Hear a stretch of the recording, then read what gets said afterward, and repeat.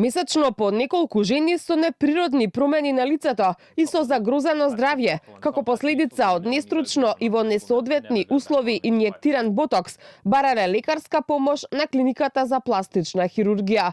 По скандалот во кој беше обелодинато дека фалсификуван ботокс бил увезуван и применуван кај пациентки, директорката на клиниката за пластична хирургија, специјалист Јасмина Ѓоргиевска-Павловска, апелира до пациентките да ја следат состојбата и доколку забележат промени, да побараат помош на клиниката. Не би требало да има некои големи промени, дејството на самиот неуротоксин сигурно би бил помал за разлика од нормално, но тоа не значи дека тој е фалсификуван или може и само недобра апликација да ги даде истите симптоми.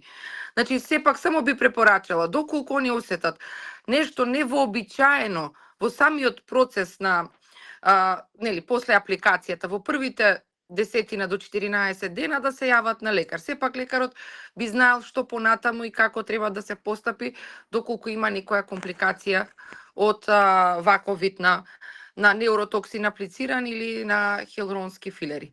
Докторката напоменува дека секој легален производ, неуротоксин или хиалуронски филер, има свој серијски број, код и рок на употреба, па од тука апелира до пациентките. Најпрво добро да се информираат за квалитетот на препаратот, но и да обрнат внимание дали студиото за убавина има лиценца за примена на антиејџинг препарати. Сме имале пациенти кои што доаѓаат со затворени очи ради тоа што биле боцкани од козметичари. Имаме пациенти кои што доаѓаат боцкани од непознат филер со грануломи, со инфекции.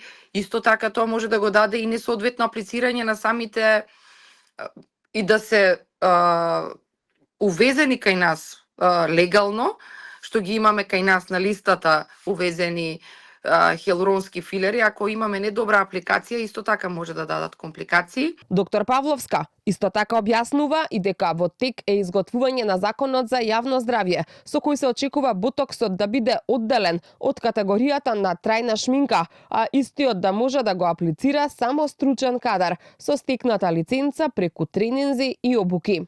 Стручните лица велат дека кога материјалот ќе навлезе во крвотокот, може да настане прекин во крвоснабдувањето, а последиците може да бидат некроза на ткиво, оштетување на лицето, мозочен удар, дури и слепило.